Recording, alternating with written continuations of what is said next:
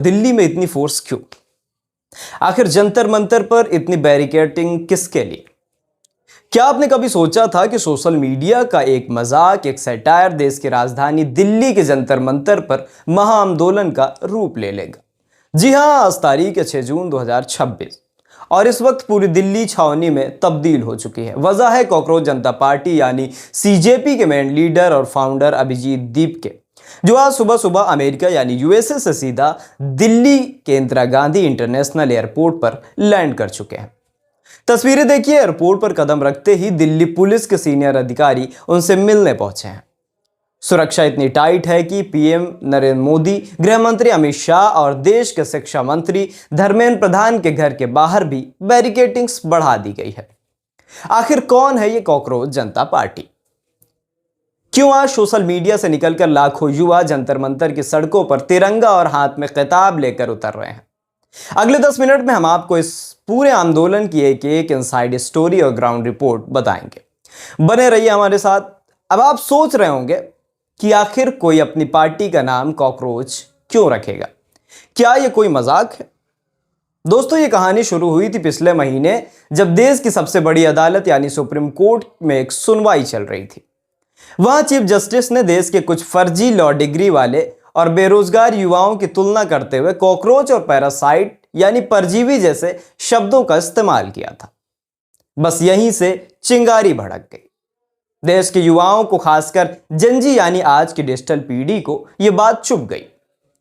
अभिजीत दीपके, जो अमेरिका में public relations की पढ़ाई कर रहे हैं, उन्होंने इस कमेंट के खिलाफ विरोध जताने के लिए इंस्टाग्राम पर एक पेज बनाया, कॉकरोच जनता पार्टी।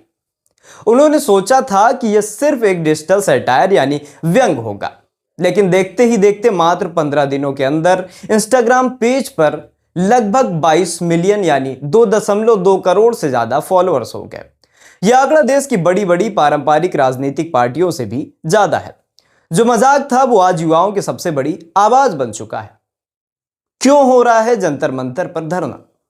तो मुद्दा सिर्फ नाम का नहीं है, मुद्दा है देश के करोड़ों छात्रों के भविष्य का।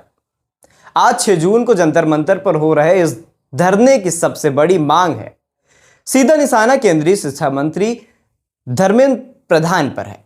कॉकरोच जनता पार्टी साफ तौर पर उनके इस्तीफे की मांग कर रही है। वजह साफ है कि पिछले कुछ समय में देश की सबसे बड़ी परीक्षाओं में लगातार गड़बड़ियां देखने को मिल रही हैं।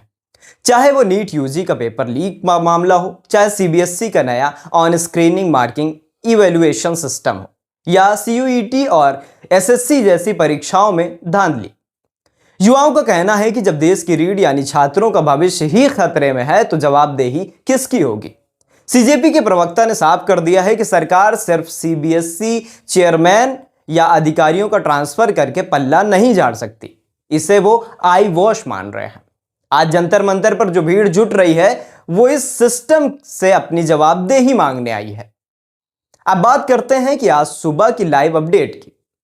इस आंदोलन को रोकने के लिए कानूनी दांवपेच भी चले हैं।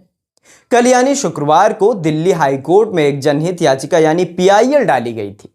जंतर मंतर पर भीड़ को रोकने के लिए कड़े कदम उठाए जाएं, लेकिन हाई कोर्ट ने इस पर तुरंत सुनवाई करने से साफ इनकार कर दिया है। आज सुबह अभिजीत दीपके आईजीआई एयरपोर्ट के टर्मिनल 3 पर उतरे तो कयास लगाए जा रहे थे, क्या पुलिस उन्हें हिरासत में लेगी?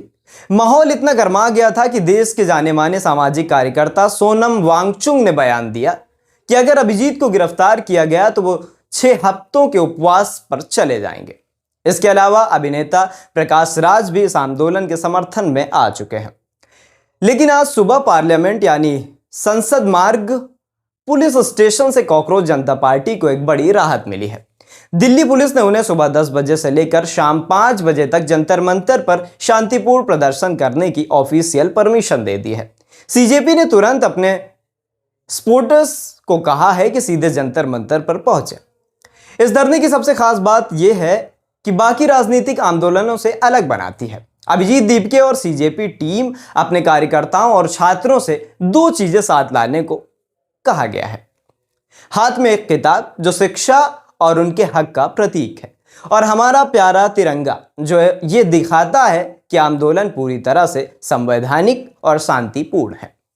पार्टी के प्रवक्ता ने साफ हिदायत दी है कि कोई भी किसी दूसरी राजनीतिक पार्टी का बैनर या झंडा लेकर यहां नहीं आएगा। यह किसी पार्टी का नहीं बल्कि देश के आम छात्र और युवाओं का आंदोलन है। डिजिटल स्पेस से निकलकर जमीन पर उतरी यह ताकत आज देश के राजनीति में एक नया चैप्टर लिख रही है। क्या यह देश की राजनीति बदलेगा? तो दोस्तों, आज जंतर मंतर पर जो कुछ भी हो रहा है भारतीय राजनीति के इतिहास में एक नया एक्सपेरिमेंट है। क्या सिर्फ सोशल मीडिया के दम पर बिना किसी बड़े फंड या पुराने नेताओं के देश के युवा सरकार को अपनी बात सुनने पर मजबूर कर पाएंगे? क्या शिक्षा मंत्री के इस्तीफे की मांग पूरी होगी? आपको क्या लगता है, क्या युवाओं का यह कॉकरोच आंदोलन देश के एजुकेशन सिस्टम पर बड़ा सुधार ला सकता है? कमेंट सेक्शन में अपनी राय जरूर दीजिएगा और वीडियो को ज्यादा से ज्यादा शेयर करें।